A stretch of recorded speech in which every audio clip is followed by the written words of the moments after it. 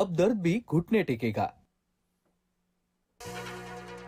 Share बाजारामध्ये आज सकारात्मकता। सेन्सेक्स 400 अंक तर निफ्टी 100 अंकांवर उघडला। युद्धामुळे 3 सत्रांमध्ये होती मोठी घसरण।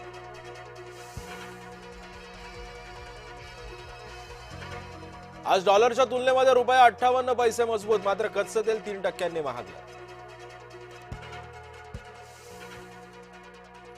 राज्यसभेसाठी मवियाकडून शरद पवारांनाच उमेदवारी। आज उमेदवारी अर्ज भरणार। विधिमंडळातील अधिकारी सिल्वर ओकला जाऊन अर्ज भरून घेणार, सूत्रांची माहिती। भाजपचे 4 उमेदवार आज राज्यसभेसाठी भरणार अर्ज। विनोद तावडे, रामदास आठवले, माया युनाते आणि रामराव वडकुते भरणार अर्ज। राज्यसभा निवडणुकीमध्ये रंग भरणार। महाराष्ट्रातील राज्यसभेच्या जागा बिनविरोध होणार नाहीत। शिवसेनेनं 2 उमेदवार दिल्यास गणित कसं जुळणार याची उत्सुकता शिगेला। राज्यसभेच्या एका जागेसाठी शिवसेनेमध्ये रस्सीखेच सुरू। इच्छुकांनी नंदनवन इथे एकनाथ शिंदेंची घेतली भेट। राज्यसभेसाठी शिवसेनेकडून शिंदे कोणाचं नाव करणार पुढे याकडे नजरा। ठाकरे गटाची शिष्टाई पळाला। प्रभाग समितीच्या निवडणुका मनसे ठाकरे गट एकत्र लढणार। मनसेनं तटस्थतेची भूमिका बदलली। मुख्यमंत्र्यांच्या उपस्थितीमध्ये विधान भवन इथं सामंजस्याचा करार। महाराष्ट्र शासन आणि चॅम्बरी पॉवर प्रायव्हेट लिमिटेड यांच्यामध्ये करार। जलविद्युत प्रकल्पांद्वारे महाराष्ट्रामध्ये 78,215 मेगावॅट वीज निर्मिती। ई चलन प्रणाली विरोधात राज्यातील वाहतूकदार संघटना आक्रमक। बस मालक संघटना आज जाणार संपावर। वाहतूक व्यावसायिक आझाद मैदानावर करणार आंदोलन। बीड जीएसटी विभागातील अधिकारी सचिन जाधव आत्महत्या प्रकरणी प्रदीप फाटेला 3 दिवसांची पोलीस कोठडी।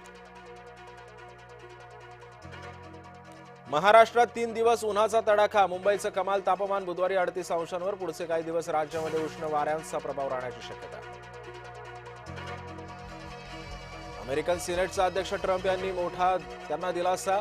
ट्रम्प यांच्या युद्धासंबंधीच्या अधिकारांना कात्री लावणारे विधेयक नामंजूर। सिनेटमध्ये 47 विरुद्ध 53 मतांनी विधेयक नामंजूर।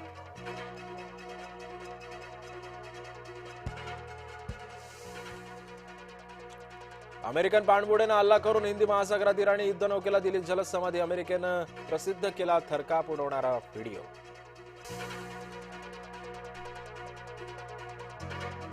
इराणमधील दहशतवादी राजवट संपली। इराणच्या एअर स्पेसवर लवकरच कब्जा। व्हाईट हाऊसनं जारी केलं स्टेटमेंट।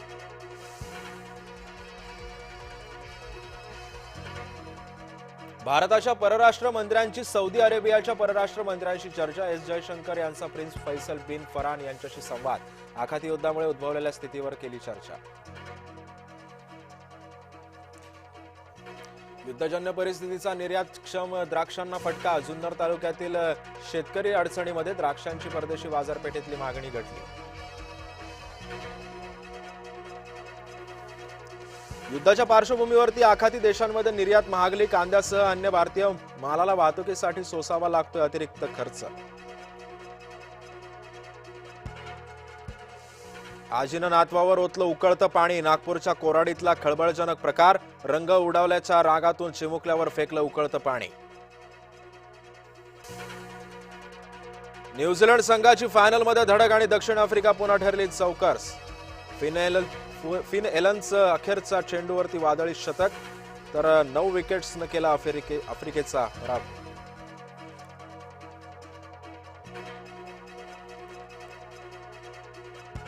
आज वानखेडेवर रंगणार दुसरी सेमीफायनल। गतविजेत्या टीम इंडिया समोर इंग्लंडचं तगडं आव्हान।